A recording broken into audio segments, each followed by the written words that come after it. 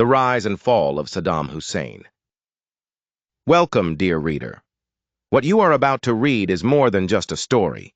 It is a journey through history, power, ambition, and the consequences of dictatorship. But this is not just a lesson in history. It is also a chance to improve your English. As you follow the story of Saddam Hussein, pay attention to the vocabulary, grammar, and sentence structure. This text is designed to help learners of English grow while exploring one of the most impactful figures in Middle Eastern history. So let us begin. Saddam Hussein was born on April 28, 1937, in a village called Al-Auja, near the city of Tikrit in northern Iraq. His early life was marked by poverty and hardship. His father disappeared before he was born, and his mother struggled to raise him. Saddam was raised by his uncle, Khairallah Tulfa, a former army officer and a strong Arab nationalist who greatly influenced young Saddam. As a child, Saddam showed ambition and determination. He moved to Baghdad in his teenage years to pursue education. He eventually joined the Arab Ba'ath Socialist Party, a political organization that believed in Arab unity, socialism, and resistance to Western influence. Saddam's involvement in politics was intense, even from a young age. He participated in an attempted assassination of Iraq's president in 1959, which forced him to flee to Egypt. There, he continued his education and further immersed himself in political ideology. In 1963, Saddam returned to Iraq after the Ba'ath Party temporarily seized power. Although they were soon overthrown, Saddam remained active in the underground movement. He was imprisoned in 1964 but managed to escape in 1966. His escape was dramatic, involving a well-coordinated effort that demonstrated both his popularity among some Ba'athist elements and his organizational skills. By the late 1960s, he had become one of the most powerful figures within the Ba'ath Party. In 1968, the Ba'ath Party came to power again through a coup. This time, they managed to stay in control. Saddam quickly rose through the ranks, becoming the deputy to President Ahmed Hassan al-Bakr. He effectively became the power behind the throne, handling domestic affairs and consolidating control over the government, military, and intelligence services. Saddam initiated major reforms in nationalization of oil and land distribution while also eliminating opposition. Saddam was known for his cunning and brutality. He eliminated rivals through arrests, executions, and purges. He built a network of loyalty through rewards and fear. By the late 1970s, he had positioned himself to take full control of the country. In 1979, President al-Bakr resigned under pressure from Saddam, and Saddam Hussein officially became the president of Iraq. His rule was absolute. One of his first actions was to convene a Ba'ath Party meeting and publicly accuse several members of treason. One by one, they were taken out of the room and executed. This demonstration of power sent a clear message. Saddam Hussein was now the undisputed leader. Saddam established a strong cult of personality. His portraits were displayed everywhere, from classrooms to offices to billboards.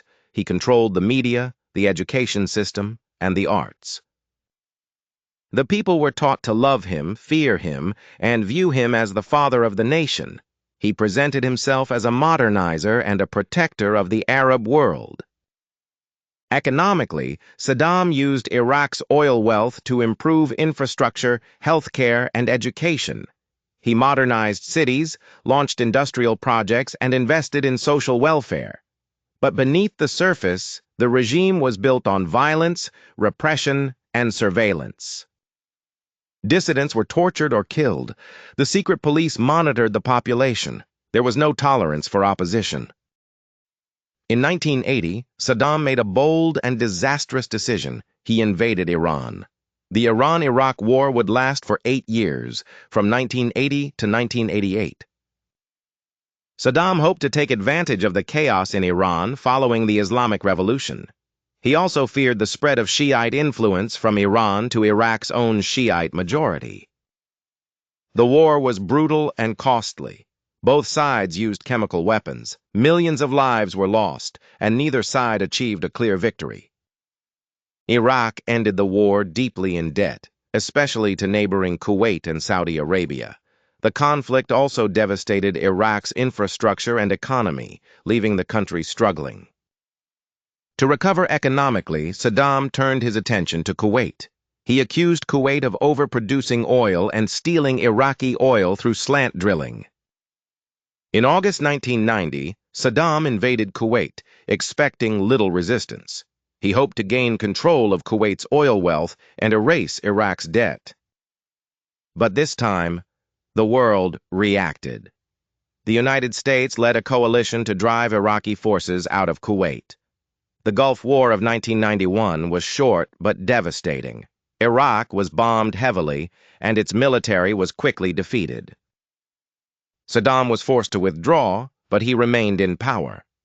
Despite the military failure, Saddam declared victory for having survived the conflict. After the Gulf War, the United Nations imposed strict economic sanctions on Iraq. These sanctions were meant to force Saddam to disarm and allow inspections for weapons of mass destruction. Iraq's economy collapsed. Food and medicine became scarce. The people suffered greatly, but Saddam used the situation to strengthen his grip. He blamed the West for Iraq's misery and increased his control over the population. He maintained a luxurious lifestyle for himself and his inner circle while the people lived in poverty. The regime used propaganda to portray Saddam as a hero resisting foreign aggression. Despite multiple uprisings, especially by the Kurds in the north and the Shiites in the south, Saddam remained in power. His security forces crushed rebellions with brutal force. He used chemical weapons against Kurds in Halabja, killing thousands in one of the most horrifying attacks of the 20th century. In the years following the Gulf War, Saddam continued to play a dangerous game. He allowed some weapons inspections but limited access. The U.S. and its allies believed he was hiding weapons of mass destruction. After the 9/11 terrorist attacks in 2001, the United States changed its foreign policy dramatically. In 2003, under President George W. Bush, the U.S. invaded Iraq, claiming Saddam had weapons of mass destruction and ties to terrorism. The invasion was swift. Baghdad fell within weeks. Saddam went into hiding but was captured in December 2003. He was found hiding in a hole near Tikrit, tired and unshaven. The once mighty dictator looked like a defeated man. The images of his capture spread globally, becoming a symbol of the end of an era. No weapons of mass destruction were ever found, which later led to widespread criticism of the war.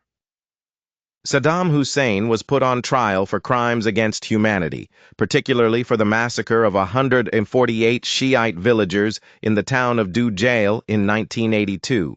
The trial was controversial but symbolically important. Saddam remained defiant throughout, refusing to recognize the court's legitimacy.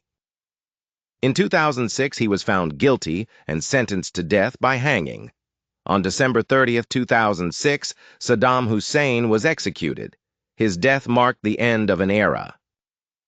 The execution was recorded and leaked, sparking debate and unrest. Some celebrated, while others mourned the death of a man they considered a nationalist hero. The legacy of Saddam Hussein is complex and controversial. To some, he was a tyrant who ruled with an iron fist, committed atrocities, and brought misery to his people. To others, especially some in the Arab world, he was a symbol of resistance against Western domination. Iraq did not find peace after his fall. The country descended into chaos, with sectarian violence, terrorism, and political instability. Power vacuums led to the rise of extremist groups like ISIS. The post-Saddam era exposed the deep ethnic and religious divisions within Iraq that had been held in check through authoritarian rule. Some Iraqis look back at the Saddam era with nostalgia for the stability it offered, despite the repression. Others continue to suffer the trauma of his rule. Monuments were toppled, records uncovered, and mass graves revealed horrifying truths. But history will likely remember Saddam Hussein as a dictator who rose from poverty to absolute power, only to fall because of his ambition, cruelty, and inability to adapt to a changing world. As you have seen, the life of Saddam Hussein is filled with lessons about power, leadership, morality, and the price of tyranny. But it is also a lesson in language. If you read this entire story, you have practiced English reading comprehension, vocabulary, and grammar in a meaningful context. Thank you for joining this journey. Keep reading, keep learning, and keep questioning the world around you.